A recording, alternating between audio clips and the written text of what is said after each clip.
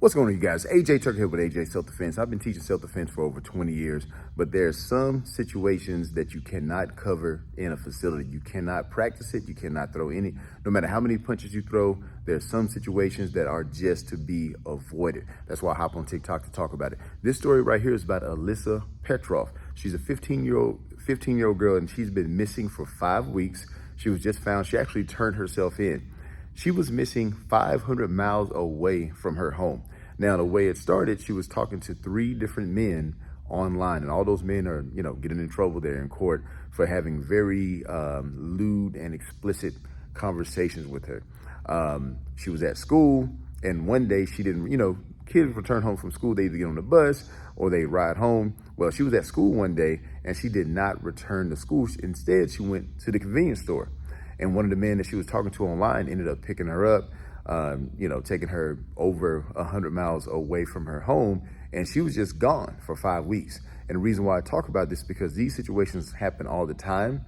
It is not, it's crazy because it's not illegal for these creeps to be online just lurking. It is totally free. But the thing is, these guys knew that she was underage. And in fact, court reports show that there was a time where they were talking and the guy was like, hey, in these situations, you can just act like you're my daughter.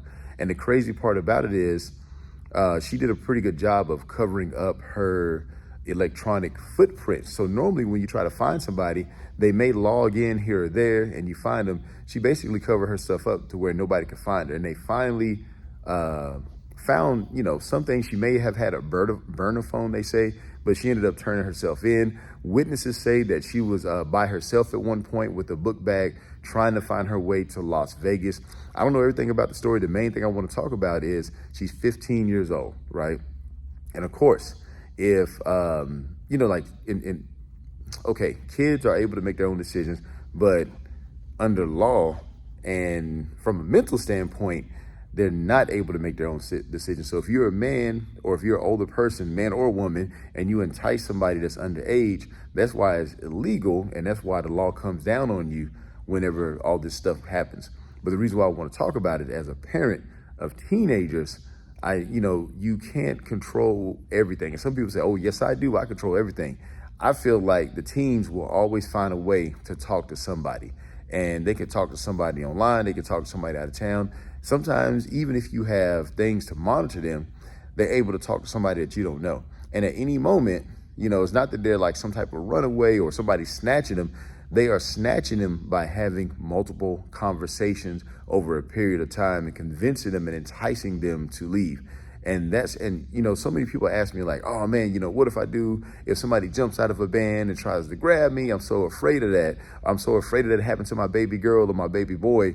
The thing you should be more afraid about is someone building a rapport with that person, someone building a relationship with your teenager and convincing them that life with them is better than what they have at home, even though it can end up, this girl seems to be fine. She seems to be okay. There are no stories coming out yet that she was assaulted or anything crazy happening to her. I don't know what happened to her. Honestly, I don't know what she got into. I don't know what she did. I know the guys are getting in trouble for the conversations they had with her online. But other than that, I don't know. But I do want to talk about it because it's like, again, this is something that you can't cover on the mats. It don't matter how many punches you throw or how much you train or whatever. This is about just situational awareness and knowing that there's a bunch of creepers online doing this stuff for free. It doesn't cost them anything just to troll and hunt for teens. And there's teenagers out there that are, the thing is like, yes, she was having those conversations back and forth. So I will say this, there are teens out there, they're at a stage in their life where it's like they're invincible and, they're having a good time, they're having fun. And then one thing leads to another, all of a sudden they're gone out the house. It can happen to anybody. It can happen to any parent. It can happen to any kid at any time. You never know. So just wanted to hop on and talk about this, man. Let me know what you think in the comment section below. If this story ever happened to you, or if you had a teenager that ended up missing and you were able to find them, or if there's something that you want to share. That's all I got for this one. I'll see you on the next one.